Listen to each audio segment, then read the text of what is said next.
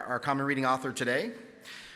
Every year, over 5,000 of our new students read the Common Reading Book and participate in related programs throughout the year.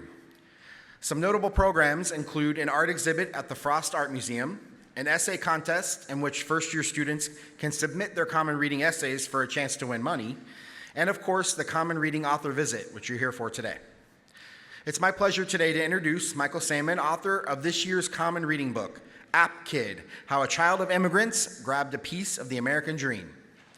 Michael was born and raised here in Miami, and at 13, using Google, he taught himself to code and create mobile applications. Within a year, his Club Penguin Cheats iPhone app was earning thousands of dollars a month, enabling him to support his family through the 2008 financial crisis. While in high school, Michael was invited to speak at several South American countries like Peru and Bolivia, inspiring young people to learn to code. His determination and focus in creating new apps eventually gave him the opportunity to meet with Mark Zuckerberg, an intern at Facebook. At 17, Michael became Facebook's youngest ever employee. There, Michael played a pivotal role in the creation of Instagram stories, and as a result, engagement on that platform soared across all demographics. In addition to Facebook, Michael has worked at Google, Roblox, and Twitter. As a mobile application entrepreneur, he continues to create, and some of his apps include Play Black, The Waiting Game, Lies, Show and Tell, Poke Gear, and 4 Snaps. In 2019, Michael was featured on Forbes' 30 Under 30. And he's now the CEO and founder of Friendly Apps, a new startup with the goal of helping people connect in ways that are friendly to their mental health and physical well-being. Michael continues to demonstrate how his use of 21st century skills play a role in his success. So please join me in welcoming this year's Common Reading author, Michael Sayman.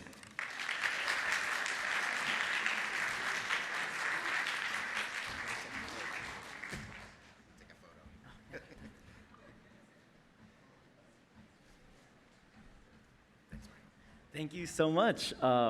Thank you so much to FIU for inviting me here, and thank you all for coming. I'm excited to be here. I also don't feel like what I built or what I did with my apps was anything special, and it still kind of confuses me from time to time. I actually not only grew up here, I used to come to FIU every year in middle school and high school for Model United Nations. It was like this club I was obsessed with, so I would come here all the time. And I actually, when I was learning how to make apps and when I started that whole process of developing apps, I thought to myself, I still need to go to college. So I started applying for colleges while I was also trying to get a job at Facebook.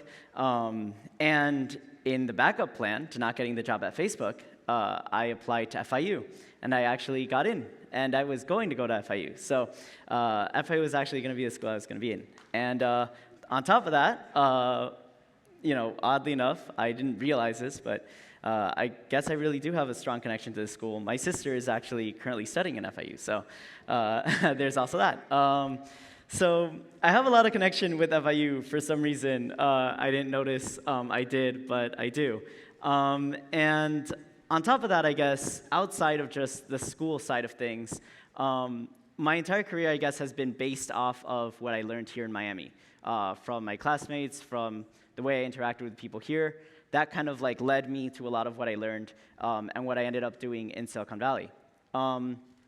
Surprisingly as well, I think a lot of people think that you need to have connections with people in Silicon Valley to get a job over there, and that these tech companies are only going to hire people who have connections to Zuckerberg or to the founders of the largest tech companies out there. The reality, though, is they actually want people who don't think like them. They want people who have a perspective that's completely different from the one that they have. You might think, oh, that just seems like they're probably like just trying to make that sound nice for the marketing of the company. They're trying to hire people with different perspectives, but I'm sure they don't care about those perspectives. But the reality is they do want those different perspectives. And part of the reason they hired me, because I wasn't the best coder in the world, I actually was pretty bad, was because I had a different perspective, was because my opinions about how the products could work came from a background that most of the people at the time at Facebook didn't have. And so strategically, from just a business perspective, Facebook benefited from people who had different backgrounds because it gave them more different ideas that they can then use to compete and do better in their market. On top of that, though, there's a lot of pressure that comes with building stuff in the tech world. I am sure you guys have realized the impact that tech companies have had on our lives over the past few years even, and with COVID and everything. But the reality is such that these tech companies practically run the world now. And the technology that we have in our pockets run the world now.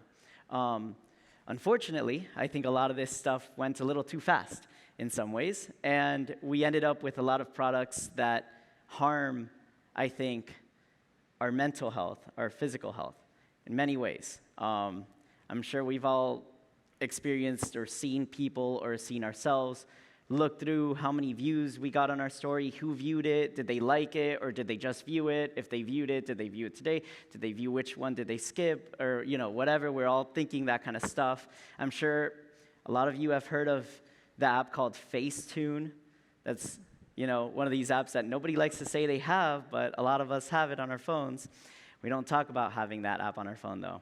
And so a lot of these things I think I learned as I was going through my career in tech. Afterward, I realized, oh my gosh, there's a lot of good that this stuff does, right? But there's a lot of bad that's coming with it too. And despite my best attempts, I think a lot of times to try and bring in how do we make this product healthier for people? How do we make it better for people? A lot of the unfortunate reality was that there's a lot of pressure to build out these products in a way that benefits the growth of the product at the expense of the well-being of the person. And so now we get to a different point, I think, in the technological history of things, where for the first time ever, we're getting people graduating from colleges who grew up with these social networks that caused them insecurities, that caused them anxieties, depression, all the rest of it, and have the ability to program apps that can actually solve a lot of those problems, that can avoid having those tensions. And so essentially what I've seen happen now is that a lot of the investors out there in Silicon Valley are looking to the next generation to build the products that are going to fix this stuff. Why? Because the people who created the first versions of the apps have no idea how to fix this stuff. They don't know what the solution is to making an Instagram app or an app like Instagram that doesn't cause that type of depression or anxiety or insecurity. But a lot of the younger people do. So that's kind of the opportunity I think I see as things have been going along in this trajectory. On top of that, I would also say, though, that more than anything else, the perspective that you guys have being from Miami, not from Silicon Valley, having experiences here with all kinds of cultures from Latin America and the US, that perspective alone gives you guys a little bit of an advantage over pretty much every other part of the country, at least when it comes to some of the investors in Silicon Valley. At least they think so. And the reason that they think this is because 50 years from now, the United States is going to look a lot more like Miami than it does today. Not only the United States, but population-wise, South America, Central America, are going to grow much faster than other developed nations like the United States or in Europe. And so the influence of the type of melting pot that Miami is today is going to grow at a global level much faster over the next 50 years. So what does that mean? Products need to be built that relate to the people who will exist in 50 years. And so where are they going to find the founders of products or the creators of apps that will resonate with those future demographics? They're going to have to find those people in the cities and the population centers that look most like that future. So Miami right now looks most like that right now. And so a lot of investors are starting to move out here, which unfortunately has caused a massive rise in the prices of rentals and housing here in the city. But it's also a sign that there's a massive interest in what Miami has to offer. So I think there's a huge opportunity here for you guys. I think Miami probably has the next founders of the largest social networks. And I also think that part of the reason for that is, more than anything else, the fact that you guys have the experience that will give you the answers to what needs to be built in the future. Because the reality is, a lot of people like to think someone else is going to solve this problem. I'm sure someone will build an app that does this. I'm sure someone will build an app that solves for that. But if we all think that way, no one's going to build it. And we're going to get stuck where we are right now, where the apps just continue to depress us and just continue to make us stressed. And so, really, we have to change that mindset. We can't be thinking someone else is going to do it, because the whole world is going to be looking at you guys. So you guys got to come up with something. No pressure. And so I would say there's a lot of that. I think there's a lot of opportunity there. And more than anything else, the way that I see my role in this is to try and help out that next generation too. So I built this company called Friendly Apps, figuring out how that's going to go. But for the most part, my goal with it is to do something similar. I don't see solutions to these problems today. I don't know the answer entirely, but I know some of the things that we don't like about these apps. And I'm just going to kind of go with that and go from there. But it's not the craziest time, I think, in my career. I think joining Twitter 2 weeks before Elon acquired it was probably a little bit crazier. And then leaving 2 weeks after he tried to acquire it was a little crazier. But despite that, the tech industry is going to have its ups and downs, but you guys are in a good spot. There's also another thing that I think a lot of people always ask regarding my career and what I was able to do. I think the big question is always, should you go to college? Why go to college, right? I didn't go to college. I didn't study anything in college. I didn't learn anything in college. I went on Google and I just looked up how to code, and that's all I did. So why should anybody go to college, was the question I'd get asked. But the reality is, if some of you read that book, that there are some things I wish I would have learned in college that I didn't. And that had I learned, maybe I would have done a little bit better. Maybe I wouldn't have messed some things up in the real world, in the job industry, had I had a little bit of practice.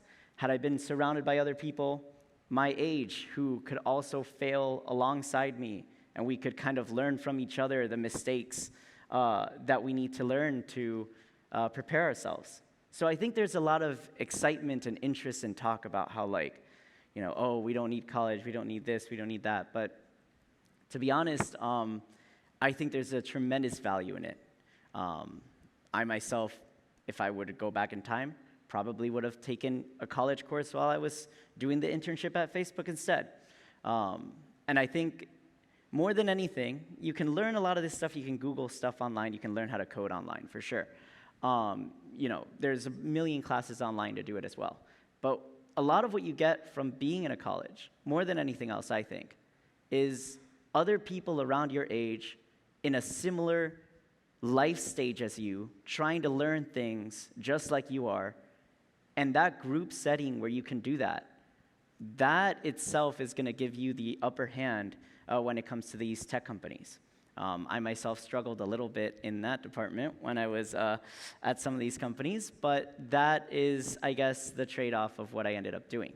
So I don't think college is for everybody, but I do think there's tremendous value in it, and a lot of people sometimes think that that's not the case. So, so hopefully that shares a little bit about myself. In terms of my family, if anyone was curious what ended up happening with that. Yikes. No, my family's cool. My family's great. We all learned a little bit from it. To be honest, I think I myself was a little bit, I want to say, self-spoiled would be the word, right? Where I had this financial freedom that at 13, 14 years old to pay for whatever I want, to go wherever I wanted, that my parents didn't have a position to be able to teach me some of the things that they needed to. In many ways, sure, they messed some things up and they spent some money they maybe shouldn't have and so on. But we both, I think, learned something from it. And so nowadays, we're in a pretty good spot, I think, emotionally, relationship-wise. And I think it's important, I think, as I got older, to realize that the next generation, you guys, are not going to relate to your parents as much as the generation of 100 years ago did. And so we're always going to have a little bit of a divide with our parents in this era. And so why is that, though? Why do we have such a divide between us and our parents' generation more so than ever before? Well, because technology is going by faster and faster. So every year, technology gets more advanced at a faster rate. So what does that mean? That what we use to communicate, the apps that we use, the technology that we use, the phones that we use, were not used by our parents. They don't understand it. But 100 years ago, the same letters that were being written by the grandparents of the kids that existed in that time were then being written by the parents and the kids. So all those generations of people could teach each other how to write letters, how to communicate, how to draft things up, how to write essays. But today we can't do that because the technology is going so fast that our parents literally cannot guide us in how to communicate. So we're really in a more difficult situation than other generations have been in. It's an extra challenge. And I think a little bit of my story, I think, kind of touches on that challenge that I think we all face in this generation to try and relate to our parents or have them understand us.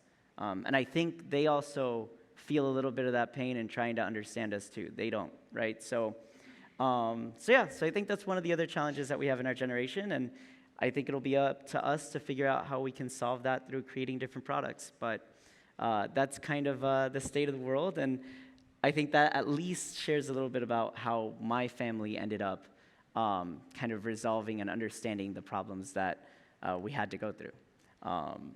So anyway, with that, sharing a little bit of that, I'd love to answer some questions that you guys might have.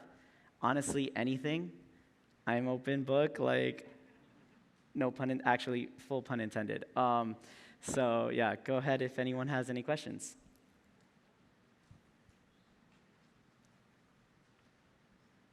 Hello, Michael. I Hello. love your book. I couldn't put it down on the weekend. And this is very personal. What happened with your partner that you were living with, and do you have a partner now? Great question. Okay. So, all right. No, it's fair. You did say anything. Well, I did say anything too.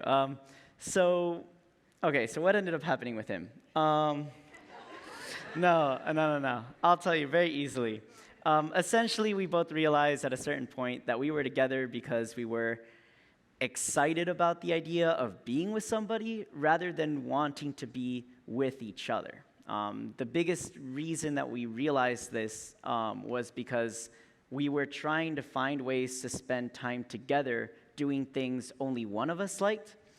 And I think the ultimate goal, and we kind of talked about this a little bit, is to try and end up with somebody where we are together in the same place, not because we want to be there next to each other, but rather because we both want to be at that place at that time, and we happen to be next to each other, right? Like that type of relationship where you're both in the same things and activities because you both want to be there independent of each other's relationship is kind of the ultimate goal. And we realized that we weren't doing that. Every time we would go somewhere, it was because one of us had to convince the other. If you continue to do that thing, eventually you get to the point where it's like years go by and people get tired of trying to convince the other person to go and do a thing that they don't want to do. Eventually you start hanging out with people who do want to do the same things as you, and you realize, well, what are we doing here, right? So It was tough, but it was necessary. I also thought like it was hard because okay, when I was younger, I thought if I come out as gay to my parents and I don't have a relationship, they're going to think that oh, I'm gonna be like this unstable, like chaotic person. I'm never gonna be, in anything remotely, manageable, and it's gonna be chaos. And that, like, I guess that cultural, like, fear that I grew up with forced me to kind of wait until I had some relationship. I think at the end of the day, what I know now is that it has nothing to do with that, right? There's no relationship between sexuality or whatever, but at the time, that was a fear of mine. So, yeah, so that was one thing. Hopefully that answers the question, but we fought a couple times too. I didn't include some of that stuff in the book, but that's just mostly because, we're just trying to keep it a little civil, but yeah, that was one. So, okay, any other questions? Hi, Hello, how are you? Welcome to FIU. I'm good, thank you. So I have a question. So what inspired you to write a book? It seems like you're like in the tech world. Like, Yeah. why write a book? Yeah, well, I mean, I'm a very extroverted person, as you can tell. No,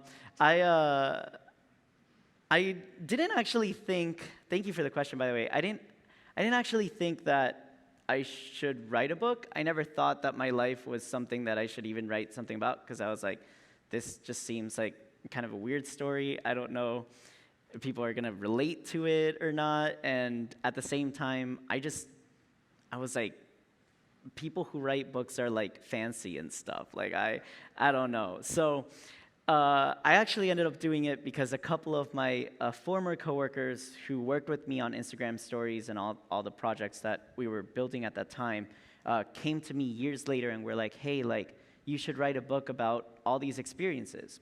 And actually, I kind of suppressed the memories of like all my time at the company. I guess I was really young and I just decided like, oh, nope, I'm not going to remember this stuff. But they would send me pictures, and they started sending me pictures to remind me of what my work was like at Facebook. And I would spend 2, 3 in the morning with a couple coworkers at nighttime when all the lights were off at the Facebook campus, designing out different versions of how Instagram stories could look, and just like sketching it out on a whiteboard and trying to explain it to other coworkers and doing all these things. And they were like, look, like, you should write something about this. There's other people out there who think that in order to have impact in the tech industry, you need to be good at math and good at this and good at that, and you need to be like super, like, I guess like into the computer science aspect of it. And the reality was, and my friends and I knew it, that I was not very good at math, and I did not get into the back-end code of anything. I couldn't do that. So at that point, I was like, all right, I'll write the story. And originally, it was just going to be about Facebook and Google and all of that. But as I started to write it, I realized that a lot of aspects of my career, moments where I got stressed or I decided not to do something, were related to what was happening in my personal life.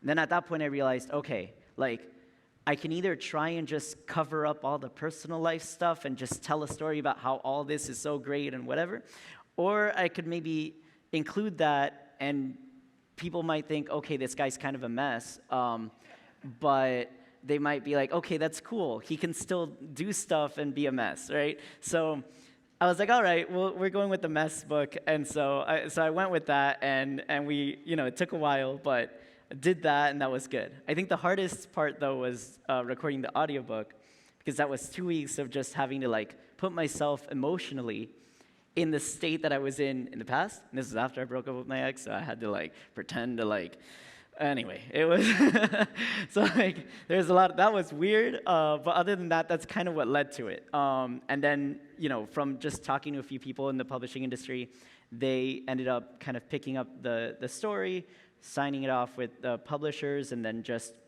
organizing the whole thing. I didn't know how to do any of that, and they told me, whatever. So now apparently they're in talks to do like a TV show about the book, and I don't know about that. So I'm not sure. But that's what they're trying to do now. So hopefully that answers the question. Any other questions? Yeah. There's another mic here too. Just a quick question. How many pull-ups can you do now? How many what? Pull-ups. Pull-ups can I do now? Oh, that's a great question. Probably like 5, which is like way more. Like actually, it's infinite more than I used to do when I was in middle school. Yeah, I can do 5, maybe, on a good day. I could probably try to do more eventually. One of my goals is still to try and improve on that. But one thing that is actually true about like what ended up happening there as I got older was I never actually felt like I was skinny. I always felt like I was still overweight. Even though as I got older, I lost weight and all the rest of it, I still felt like I hadn't.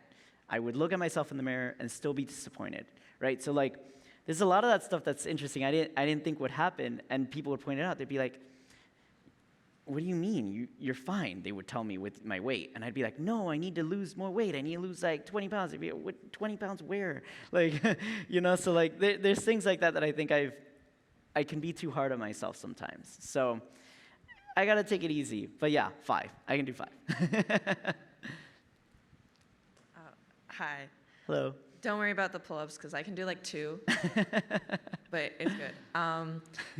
The lady asked a question before, whatever love life thing. You didn't answer about how it is currently. Oh. What's up? Oh, man? all right. Yeah. Okay. Yeah. Good question. Good question. All right. Great question. How it is currently. Well, honestly, I've been going on dates. It's been all right, but I think after, 2 years of being with somebody and living with them for, even deciding to move in with the guy after a couple, I've made some bad decisions in my life. But after those years, I think what I learned was, like, what I wanted and what I didn't want. And so now, when I go on dates, I try to not think about it too much, like, I'm going to rush into something and get all excited in the emotions, but maybe rather, like, just try and get to know the person as a friend. And if that goes well and we get to know each other and it goes really well, then that'll turn into something. If not, then no. I'm also like super into my career with the friendly apps and the stuff. So trying to balance the two, I think, has been a challenge. But for now, I'm not dating anybody. Well, I was for a little bit, but not really. So sorry to that person. So yeah, any other questions? It's cool if it's personal life stuff too. I don't, we can go into that. Hey, how's it going, Michael? Hello. I'm really interested in knowing what are some tips you could give me to network in college, like you networked in Silicon Valley. Okay, that's a great question. Biggest thing I did was when I joined Facebook, I immediately didn't do my job, and I just started meeting people. I know that sounds like terrible, but later on, like halfway through my internship, I realized I didn't do anything. But because I had met like half the company in the first half of the internship, I used all their help to help me make sure I could get all my tasks done afterward. So it was, again, a little bit like a mess. I don't know if I recommend this as like the way to go about it, but the most valuable thing in the world is meeting as many people as possible. So how do you do that? How do you meet as many people? Well, if you go to, for example, you go to somebody that you meet with, your manager or the first person you work with, or for example, if you're in college, whoever you know, 1 or 2 people you know, at the end of meeting with them, just ask them, do you have the names of 3 people that you can introduce me to, that I can then go and meet with them because I want to meet as many people as possible? Give me the names of 3 people that you think I should meet. Usually people will be like, 3, that's a lot of people, I don't know. And so they'll give you like 1 or 2, but that's enough. Because if they give you 1 or 2 when you ask for 3, you go to those 1 or 2 people, you meet with them, and then at the end of that meeting, you ask them the same thing. You ask them, can you give me names of 3 people that you think I should meet? And you just go like this, one after another after another. That's kind of what I did at Facebook, and my whole calendar for the first half of my internship was just meetings with people. And it's crazy because I started with just my manager at the time, and I ended up meeting all kinds of people, from the chief marketing officer of Facebook to like all the vice presidents to some of the staff that worked in the kitchens and the culinary team. Just the whole breadth of the company, because everyone's connected in some way. So being able to traverse kind of that way was interesting. And I would write down who knew who and who referred me to who, so I would remember the relationships when it came time to like trying to build out a product and who do I need to talk to about what. And to this day, actually, the chief marketing officer, former chief marketing officer of Facebook, now he's, I think he's like on the board of Petco or something. But he's still a close friend of mine, and he's like been one of the biggest supporters of mine since forever. A lot of the investors in my company now are people who I met during that internship just that one time. And actually, the former chief marketing officer flew out to Miami actually to meet with me a couple months ago just to catch up on what I've been doing. So a lot of this stuff, I think, ends up being relationships. And it's weird to say that like you can do like some equation, like calculate your way there. But literally, a little trick like that is all you need to get started. And that's kind of how I did it. I do recommend maybe spending a little bit of time on your work too, like not all of it on the networking, but you know, that's just minor improvements, you know. Any other questions? Hey, Michael. Hello. I hope you're enjoying your time in FIU, by the way. Yeah, thanks. All right. There's just one thing that really intrigued me when I was reading your book. Is the fact that one of your most successful initial products was actually when you did a Club Penguin cheating app. And I think I used to play that game a lot when I was a kid. And Yeah, I me too. remember growing up with it, and it was a lot of fun meeting new people in there. But Yeah. one of those things that were very common back in the day, especially on YouTube, was a lot of those old tutorials as to how, how to do those cheats. And I think I remember one of them actually referring to your app too. And No way. I wanted to ask, what kind of value does the game hold for you, or used to hold for you, as well as how proud you are of that project nowadays with your Yeah. new knowledge? That's a great question. Honestly, that first app I made was terrible, but it's okay because it was the first app. So even if it wasn't great, it was better than nothing. Club Penguin itself, I owe my life to that game. Like straight up, like that game gave me the whole thing. Like it taught me so much of what I know today. The obsession with this Penguin game is what I owe my whole career to. But there's equivalents of that today to other people. Roblox, Minecraft, those types of games today are like the versions of what Club Penguin was, and a lot of the people who play those games today are making millions of dollars. Like, when I used to work at Roblox, there were a couple of people there who started off as kids making games, and we hired them at Roblox, and they were making millions of dollars on the side on the games that they had built for. It's crazy. So I owe my whole life to the Club Penguin game. I met with the co-founder of Club Penguin, creator of Club Penguin, at Facebook after I had joined, and then I met with him again recently when I was raising money for my round for Friendly Apps, and he actually turned me down. So I heard right now he's actually he missed out, I guess. I heard right now he's actually working on a new project. I think it's called Box Critters. Yes. So one of the founders is working on that, and the other one was the one that turned me down. But but yeah, it is what it is, And I think that's the funny thing with life and these things. It's like there's a lot of people that you like look up to, end up not being perfect. I myself am very far from it. So hopefully my book serves more as an example of like what to do and not to do, rather than just like let's just do what he did, right? Yeah, but I appreciate the question. Thank you. Hello. Hello. In your speech, you were talking about social media and how it affects us negatively. Yes. And how we have to be the change Yes. to stop that. I was wondering how we would go about that change. Would it be something like creating different ways of how the program would look to make us not want to be on it so much? Because I know that they program the apps They make to be them to be, addicting. yes. Or would it be a kind of change where we have to speak to our loved ones and friends to make sure that they're aware of these types of things? That's a good question. I actually think it's both. We do need to speak to each other about it because a lot of us don't understand how these apps work. And a lot of people don't understand that these apps are designed to keep you on them all day, every day. Like, that is what they're designed to do. Like, they are not designed to, like, occasionally post. They're designed to hook you in for hours. And they compete for hours. At some of these companies, they actually have like pie charts of an average person's like day. And they try and increase the percentage of the pie chart that is them staring at the app that the company's building. So like, straight up, like, that's what they do. So like, I think it's important to educate each other about that. The other thing, though, it really is to build new products.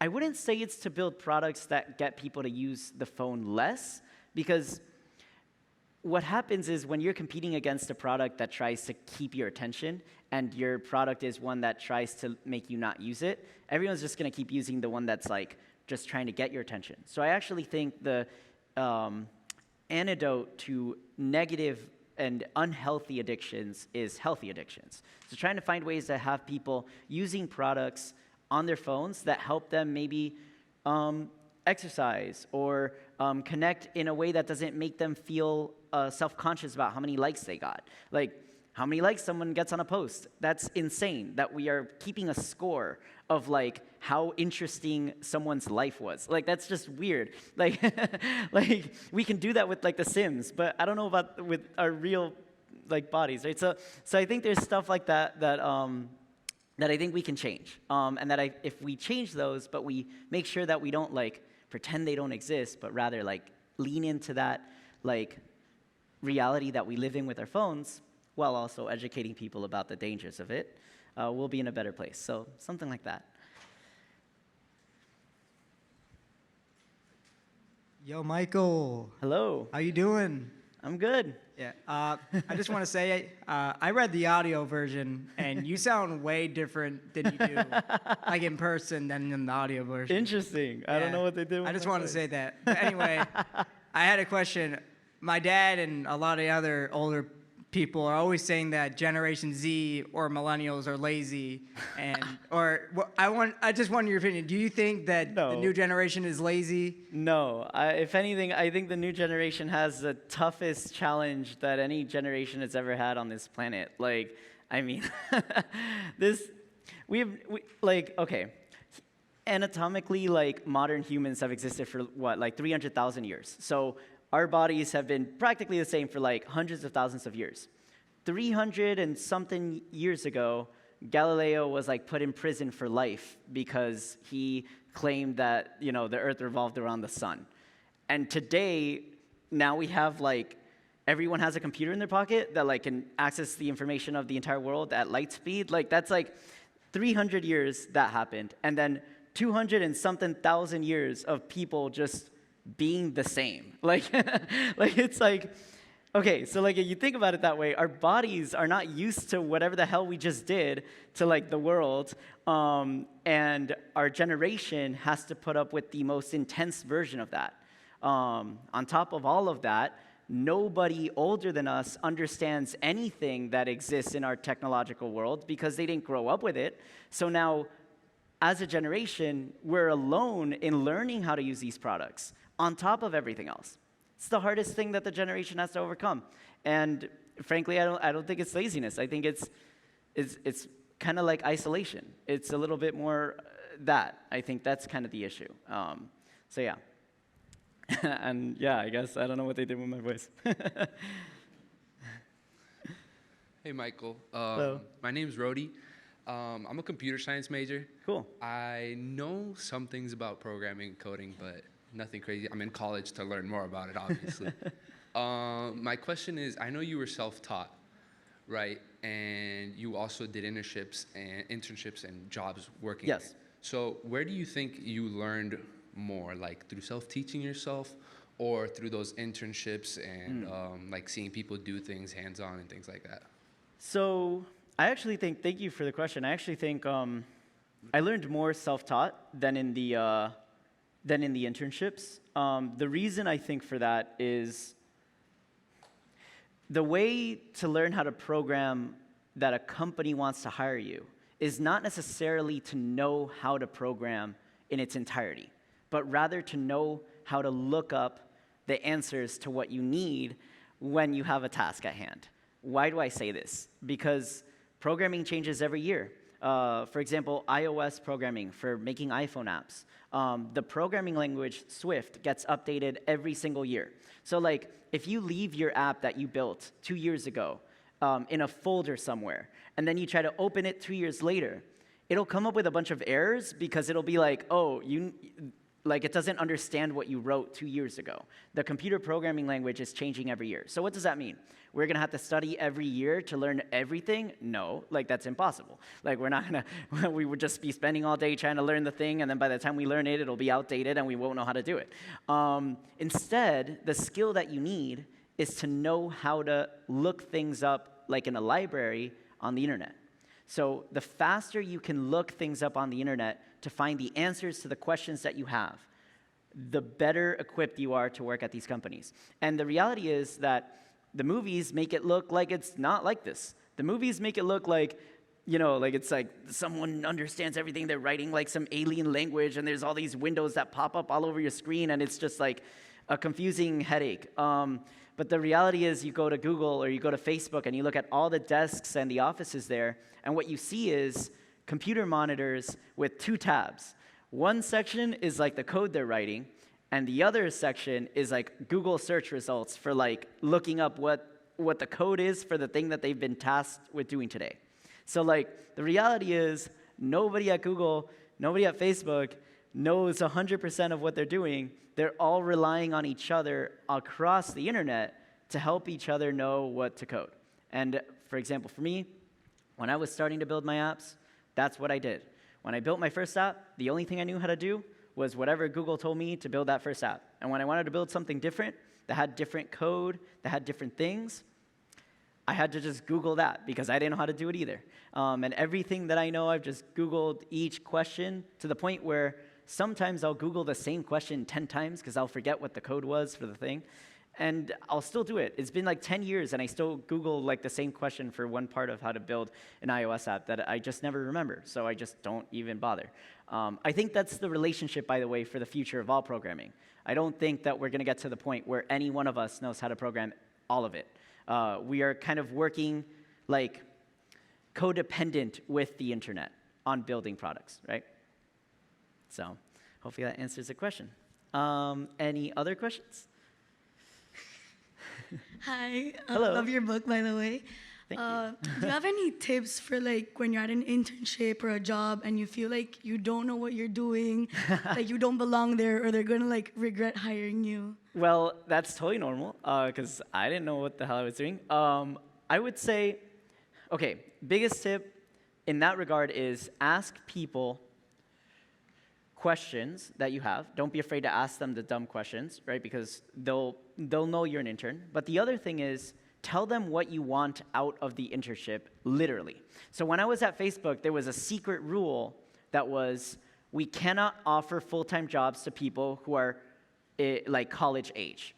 We have to wait for them to graduate. We can't offer it because I guess they had some agreement with the college where they couldn't offer it, right? So anyone who was younger than a certain age couldn't offer it. I didn't know this. But what I did was, at the end of my internship, I explicitly went to the recruiter and I said to the recruiter, I want to work here full time. If you give me the offer, I will take it. I'm asking you this, me, myself, right? And I went over and I just asked for that. I didn't think I deserved it. I didn't think I did a good job in my internship, but I still went and asked because you know what? The worst thing they say is no. So I was like, all right, I'm just going to go and ask. And the response I got back was, we'll think about it. And so then, after them thinking about it, I guess they decided yes. But I would say it's asking. If I hadn't asked, they would have never even considered it. So going out of your way to just tell people what you want out of an internship, even if it feels uncomfortable or weird, is definitely the way to go. Any other questions? Hello. Hello. Good afternoon. So I'm also very new to computer science, and I have two questions. My Okay. first question is, what specific resources would you recommend to people that are learning how to Okay. program? Stack Overflow, GitHub, Google. So Google for just looking things up. Stack Overflow is just like Yahoo Answers, but for coding. And then GitHub is just where you can find other people's code and just download it. Like, I know that sounds crazy. It's for more than that, I promise. There's more use to GitHub. But one of the best things about the internet is that people can contribute to each other's code. And so for me, the easiest thing to learn was downloading other people's code and trying to read it to see if I understood what it was doing. And maybe I would try to change the code that I would download to see what it did so I can learn what each piece did. Stuff like that. So I would say look up code, like source code to download, look up, like use Google for that. And then also YouTube. Like for me, some things were a little hard to read and understand. So I would just go on YouTube and watch someone literally just move their mouse around, click on things, type stuff. I didn't know what I was doing. I was just clicking and typing as the video said. Then I'd click run and it'd be like, oh, that's an app. Okay, I'm not gonna touch it because I'm gonna break it. And then I'd submit it to the App Store. And so it was like that, you know, like it sounds crazy, but I would definitely say that's one of them. Okay. And my second question is, what are aspects that you like and aspects that you dislike about your job? Okay, great question. The ones that I like, I don't have to worry about when I go to sleep, when I wake up, where I am, ever, never. Like, I don't even drink coffee because, like, I just go to sleep when I'm tired, and I just wake up when I'm not. And, like, I don't need coffee because I don't need to wake up at any time. I just wake up when I need to wake up. So I love that. And a lot of the tech companies now are very flexible with work hours because of the way the nature of the job, right? So I love that in the tech industry. And personally, for me, I like that because, you know, I'm just kind of a little chaotic. And then the other thing that I like about it is I can work from anywhere. So if I want to go on a cruise, I can code from the cruise. If I want to go to Europe, I can go to Europe for a month or a week or however long I want. That's also great. Things I don't like about coding. It's literally the opposite of what my body biologically is supposed to be doing in the day. So the more time I spend building up value and wealth through coding, the more my body disintegrates. Like it's like I have to sit or stand, but I cannot move while I'm coding. I can only move my fingers. So that's one downside. Health-wise, you have to compensate, which means you spend just as much time trying to compensate for all the lack of physical exercise as many hours as you spend just frozen in front of the computer. They have now, weirdly enough, at Facebook and Google, treadmill desks, where it's like a treadmill, and then they have the desk on top, and so you're like walking while you're coding. You know, they try and come up with stuff, but this is definitely a problem. The other thing I don't like about, I would say, my job is that a lot of times there's a lot of competition, and the chances of doing well go down. So it's a really intense and stressful thing. I do love the psychology of it. So if people like psychology and you like understanding people, that tends to be like a really cool thing about my job. I would say maybe the only other thing I don't like about it is that you don't really work alongside people or with people. You kind of maybe like text each other, but you're not working with them. So if you're somebody who wants to be around people, you got to actively look for that too. Hi. Hello. Hi, how are you? So Good. my question is, where do you see tech in the next 10 to 15 years? Where do I see tech in the next 10 to 15 years? Well, good question. I think we're going to end up in a situation where tech companies are going to grow in their influence outside of what you would consider tech companies to do. So right now, tech companies offer social media websites, and they offer like maybe like a Venmo type service like Apple Pay or Google Pay. We start seeing those types of things. But soon enough, we'll start seeing mortgages with tech companies. We'll start seeing social credit scores with tech companies. We'll start seeing health insurance plans based on the tech companies, like monitoring of your health records via the watch or the phone. We'll start seeing transportation services that are just basically owned by those tech companies. So we're starting to see a lot of replacement of some of the basic services that people get elsewhere be expanded into this tech company type system. I think there's a lot of danger to that, and I think there's a lot of unanswered questions that need to be figured out. So like that's what I think, for better or worse, is coming in the next 10 to 15 years. Is maybe you want to have a health insurance that is a little cheaper, so they give you an Apple Watch and a phone, and they track your steps, and the number of steps you take contributes to how much you pay in the month, like stuff like that. So I can imagine that that'll be in the future. Also, transactions. I think maybe Apple or other companies might start replacing the currencies with like their own. So like maybe Apple's gonna have Apple dollars, and like you have your Apple wallet with Apple dollars, and you can use that to buy certain things, and that has a certain value relative to the US dollar, and that'll change based on how the company does. So there's things like this that I think will change that. There's a lot of questions that need to be answered, but that's kind of what I think is coming up. We're starting to see it now, so yeah. All right, so I'll bring the last question from Zoom. This is from Cassandra. All right. From being someone introverted, how did you gain such confidence to be able to talk to so many people and actually keep your audience engaged? I don't. I'm kind of just going off what I hear in my head, and I'm just like rambling a little bit, and hopefully it's okay. So that's kind of what I'm doing. The inside, I'm still totally panicking. So I would definitely say, yeah, introverted people, we're just gonna be uncomfortable with being in public. It's just the way it is. But one of the things I try to do is I just try to not think about it. I just really get into my thoughts so much of what I'm saying that I just isolating that. So maybe that's a literal answer to the question, but yeah. Yeah, thank you. All right, so I think that'll wrap us up for questions. So thank you so much, Michael. Thank you.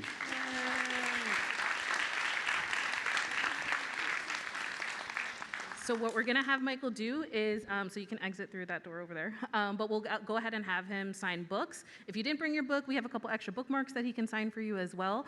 And if you happen to be a part of the Panther to Panther Mentor Collective program, whether on the mentor side or on the mentee side, or if you wanna learn about it, we have a table outside as well, so you can pick up your t-shirts, pick up some flyers, and just learn about that a little bit. But yeah, you can head out the doors, and Mike will be signing books over there. Gross. Get out of here. Get out of here.